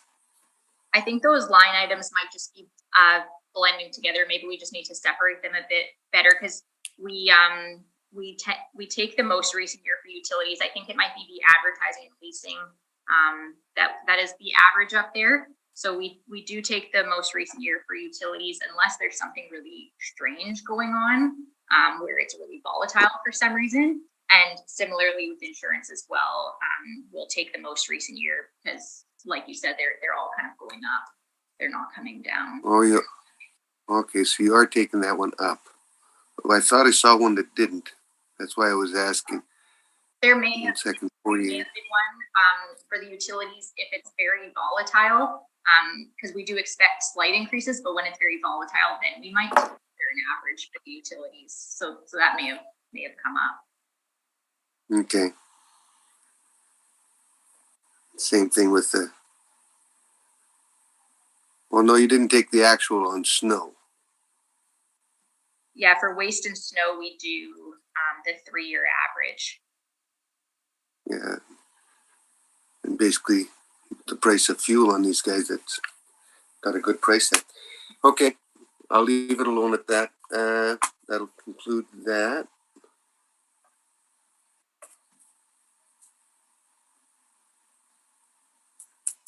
Anything in summation? No, You presented. I'm okay for summation. Yep. Yourself, Farah? I'm good also. Thank you. Thank you. So the next property will be 595 Mountain, correct? Yeah. Okay, so we have file number 22-1990, roll number 140-435-97500. This is a Winnipeg housing rehabilitation, so it's a split property because there is a commercial component to it. So the commercial component is 613,000, and that's the 60T. The 2023 for the residential components 4,756,000. I just want to make, so when I produce, like, I know these numbers say the total value is 5.369 million, but when I had produced my brief, if you go to page 3, the total value should actually be 5.274 million, where the 60T should be 518,000, not 613,000. So we're gonna go from our end, we're gonna work with that for the retail portion is 518,000. Now I know the values change and it would be a rec. I guess I'll leave it out there if the applicant wants to accept or not. Just as a formality. What was that final number again that you said it's going to be? 5,274,000. 5,274,000. And the change from what you see on page 1 to page 3 would be the retail portion is now 518,000 instead of 613,000.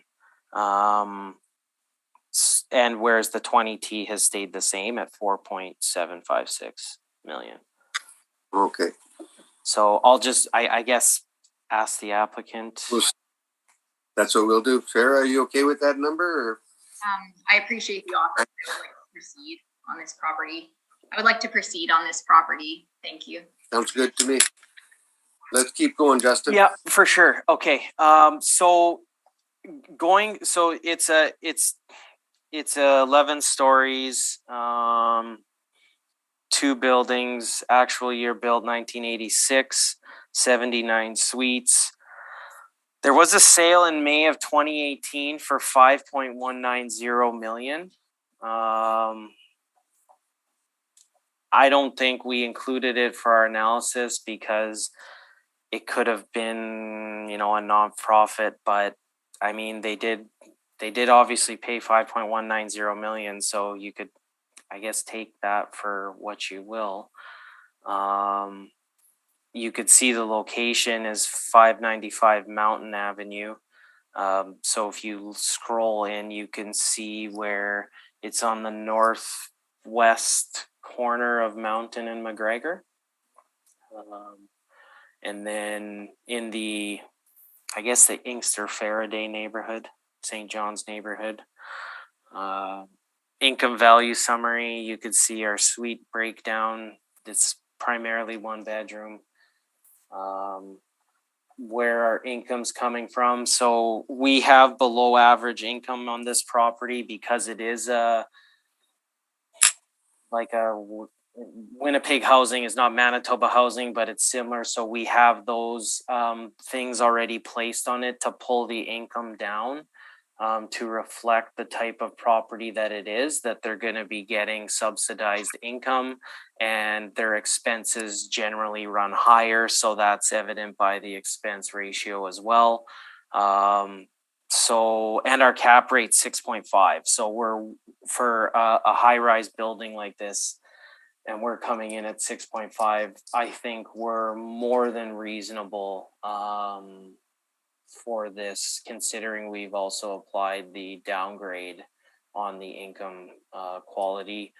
And that applies also to the retail portion. We have a downgrade on that as well. And you could see where that cap rate on the retail coming in, which is, I believe, a bowling alley. Now, scrolling to page 4 for the apartment, I had just done a CMHC comparison to just show you how we are below for this market region. So this is zone 4 on the CMHC market region, which is Lord Selkirk. And you can see the average market rent is $776.47 for CMHC, and our models coming in.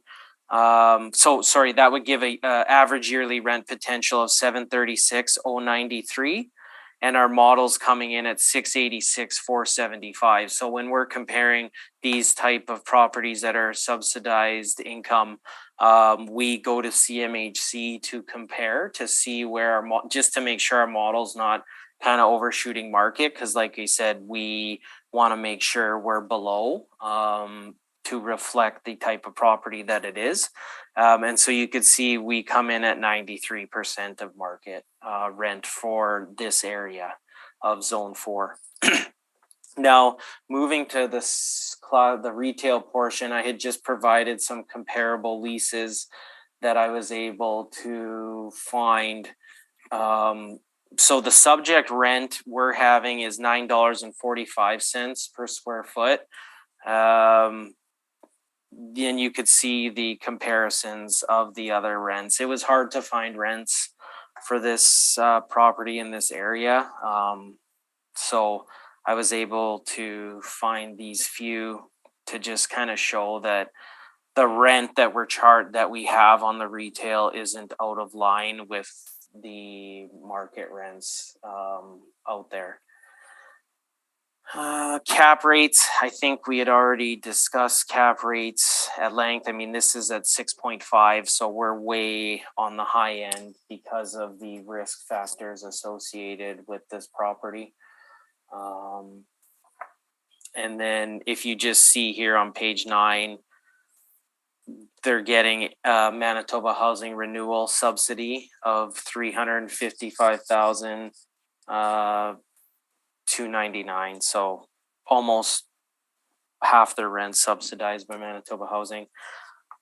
I've just provided expenses, but again, we don't really go and use their income and expenses because they'll typically be running higher than average expenses to begin with. So we've already reflected that in our model. So we don't really feel like doing a stabilization on expenses is really warranted.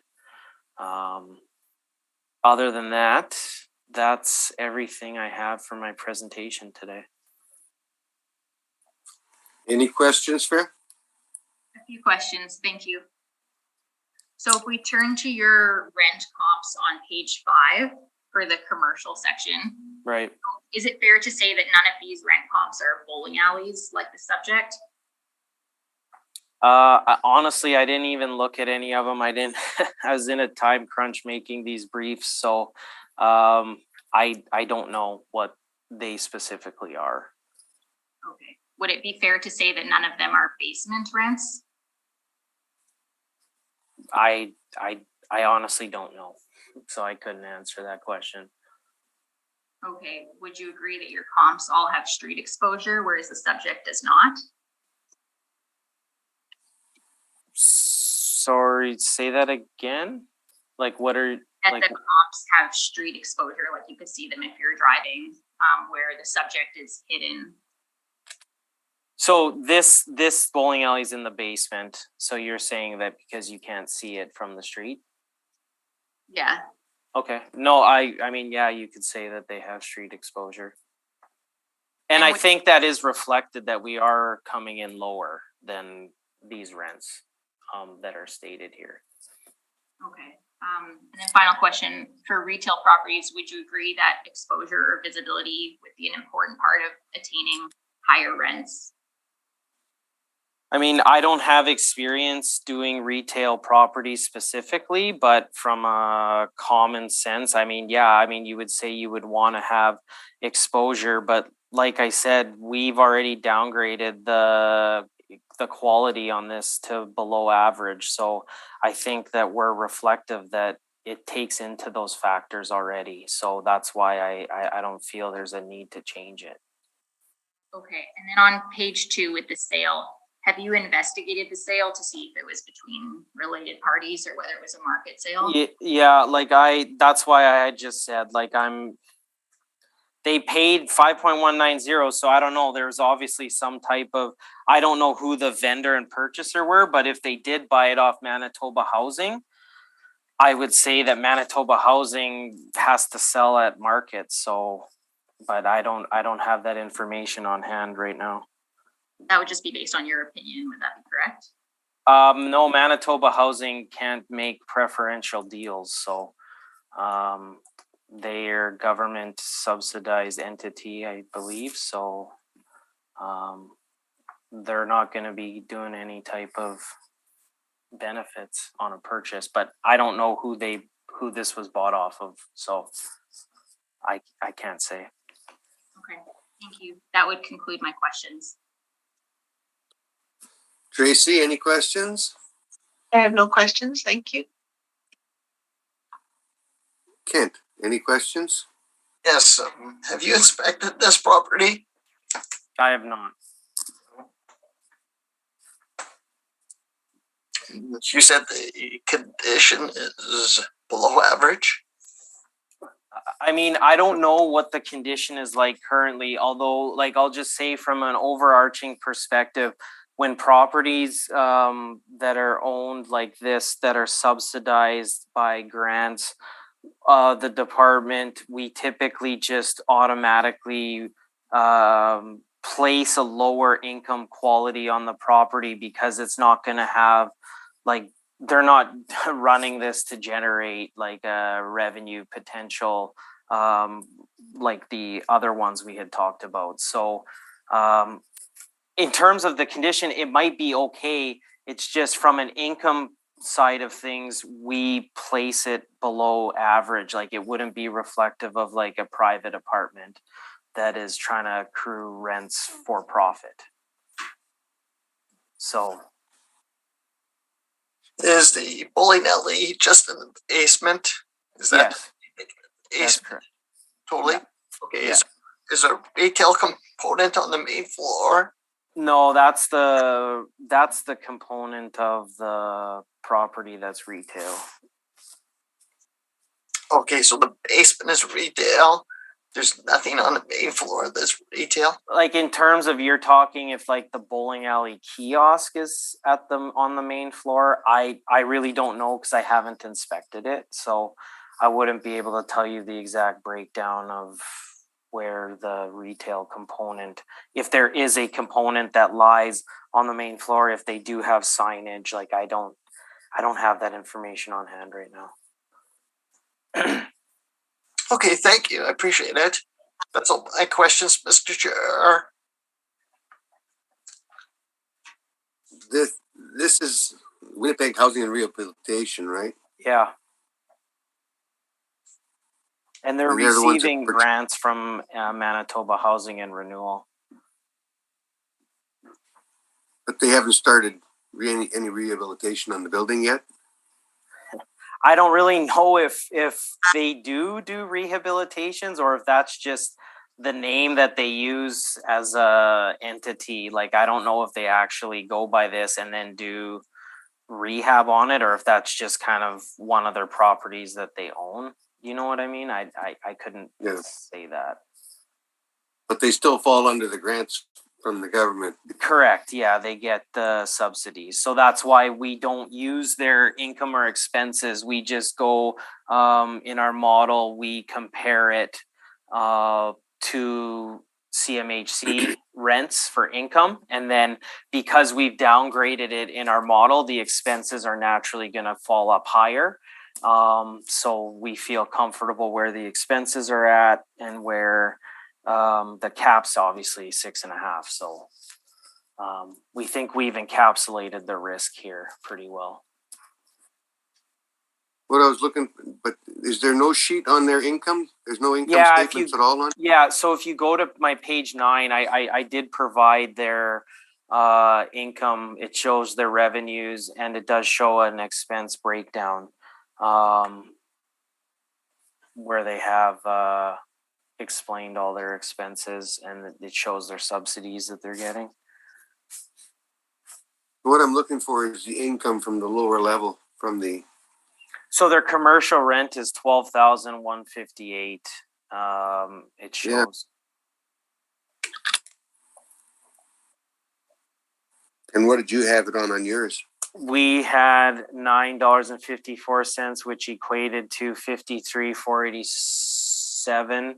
So they're charging way below market rents. Like if someone were to take over this property, like would they really be commanding that low, like offering that low of rent? It's just hard to really come in at that rate because they're getting subsidies, right? So how do we? But they don't get subsidies for that portion. No, but they're getting subsidies for the entire building. So it's like how do you really factor in that they're going to go and try to charge a market when they're just getting subsidized? So, I mean, it puts us in a difficult position for sure. Like we just have to go with, we put a below average stipulation on the retail portion already to just reflect that, hey, this is a subsidized housing and they have a retail portion. We're still going to come in below average and not give market rents. So that's kind of the way that we're approaching this. Now you can decide, I mean, you're going to decide based on all your information, but I can say that's how we've approached it. Okay. We'll see what Farah has to say on that part of it then. Yeah. I've got no further questions. Farah, on to your presentation, please. So if you turn to page 2, you'll see our requested assessment. So on the multifamily, we're requesting $4,080,000, and on the retail basement portion, we're requesting $91,000. So that would be a total of $4,171,000. And you could see from the photograph that you can't really see the bowling alley. You'd have to know that it's in there. It doesn't have visibility from the street. So if you turn to page 4, we have our property description. So the subject property is located on Mountain Avenue near its intersection with McGregor Street in the Inkster-Faraday area of Winnipeg. So the property consists of a 12-story apartment building that was built in 1986. And there is commercial space in the basement, which is operating currently as a bowling alley. The total gross floor area is approximately 74,515 square feet. And the subject property has 74 one-bedroom units and 5 two-bedroom units for a total of 79 units. And there are 16 outdoor parking stalls noted. And the land area is 12,457 square feet and is zoned RMFL. So you could see an aerial photograph below, as well as a Google Map view of the location on page 5. So our income approach starts on page 8. So we start with the multifamily income stream. So the property is social housing. So given that they're not going to be achieving market rents, so we understand that the city's rents are a portion of or a factor of CMHC rents. So we will also use those rents, which work out to $724.13 per unit per month. And again, given that it's social housing, we look to CMHC to find an appropriate market vacancy, as social housing will not have market vacancies typically. So we've applied 3.2% in our valuation as assessed. Now, in terms of the expenses, we applied an expense ratio of 60.1% based on the actual stabilized expenses of the property, because the expenses are still what they are. And social housing tends to operate at high expense ratios, given the way they're built and the way they're structured. And in terms of the cap rate, we will also apply a cap rate of 6.5%. We feel that a cap rate with a premium like this makes sense, given that it's social housing and that increases the risk as well. There's locational challenges as such in this area as well. So if you go to page 9, I have the valuation breakdown for the multifamily component. So again, as mentioned, we're using the same EGI of $664,508. We are using the actual stabilized expenses for the property, which comes out to a ratio of 60.1%. And our stabilized R&M for this property is $948 per suite. And we have factored out a portion of their total R&M reported toward the commercial. So this 948 is what we factored as being all applicable to the multifamily. So with the 6.5% cap rate and our NOI of $265,187, we have an indicated value of $4,080,000, which comes out to $51,600 per unit. Now, if you turn to page 10, we get into the commercial valuation. So we are disputing the market rent applied. In the valuation I was working off of from the city, they were applying $11.09. I understand that has been lowered now to like $9.45, but we also will dispute that value. We are applying the market rent that they actually achieve for the property. It works out to $2.12 per the 5,660 square feet. This is a basement. This is a basement lease. The bowling alley was already there when it was purchased by WHRC.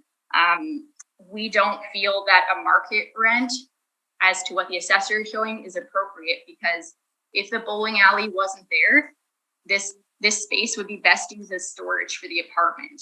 Another retail tenant is not going to come in here because there's no street exposure. No one knows they're even there. So we feel a rent closer to what a storage rent should be would actually make sense for this property. And given the unique nature of this space, there really are no rental comparables that are suitable for comparison. In terms of our other parameters, we will also use a 6% vacancy. We will apply a $7 per square foot shortfall. And in terms of our non-recoverable, we do continue to apply 7%, which breaks out to 2% for structural and 5% for the non-recoverable.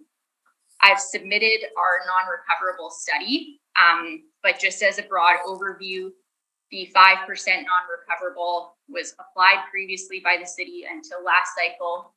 We understand they've now bumped it from 0% to 1%, but our study outlines that there are certain costs that just aren't recovered, even with responsible management. So we've applied that here, and our submission is available if you wanted a more detailed breakdown of the study. And we will also apply the 8.95% cap rate. We feel a cap rate on the higher end of the range makes sense given the risk of this space. So we have that breakdown on page 11, which just goes through all of those parameters. And that is how we get to our requested value of $91,000 for the space, because to summarize, we feel it would just be used as storage. Otherwise, they're not going to attain market rents from anyone else in this space. So our appendix starts on page 13.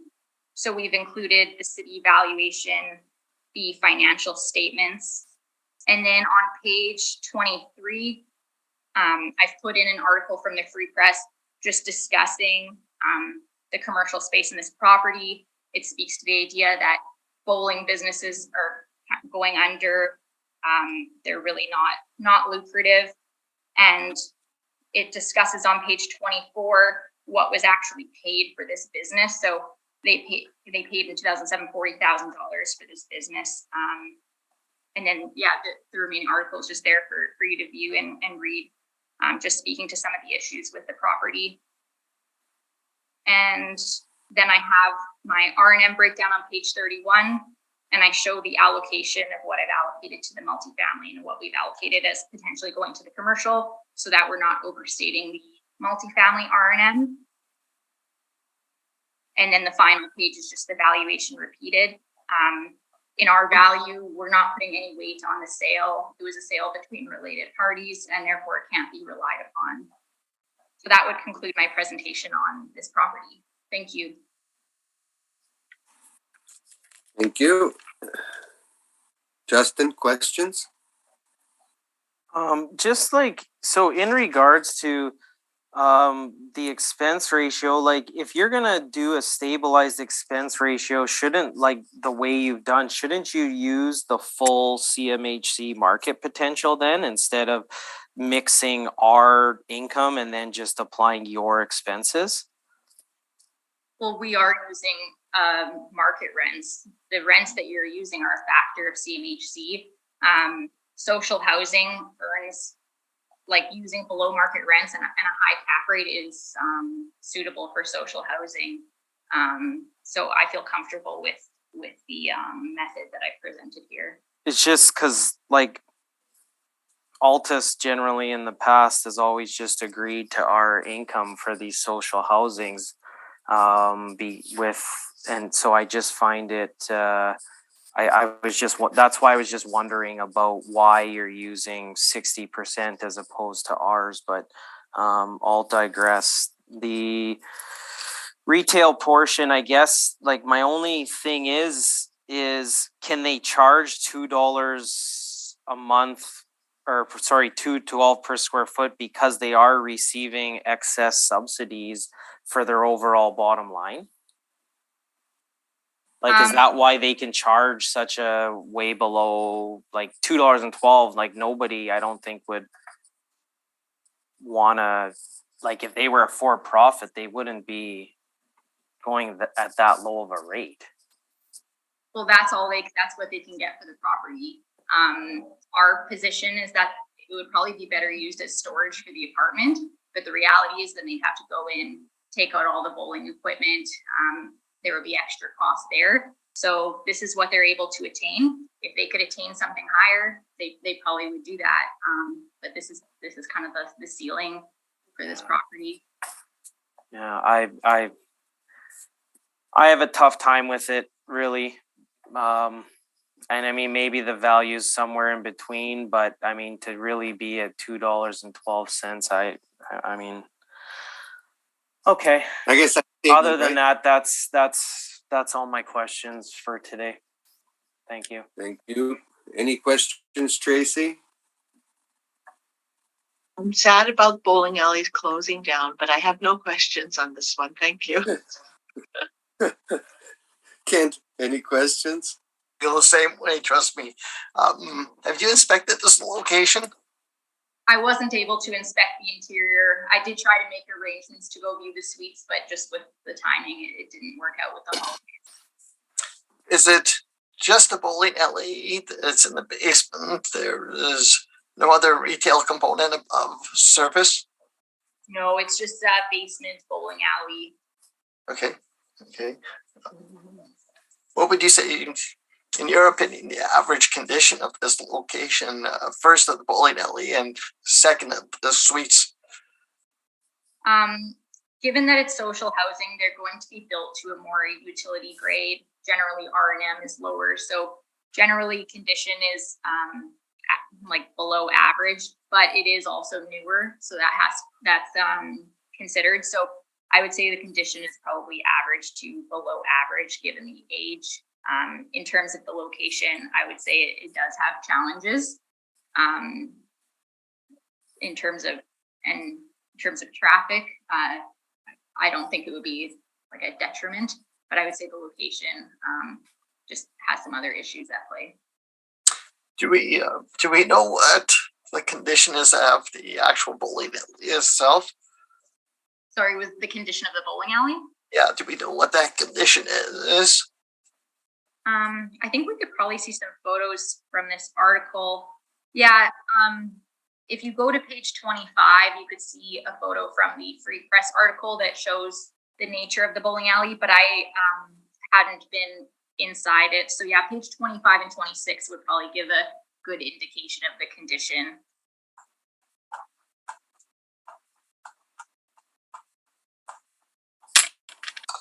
Okay, and this article was done in 2019, just to confirm.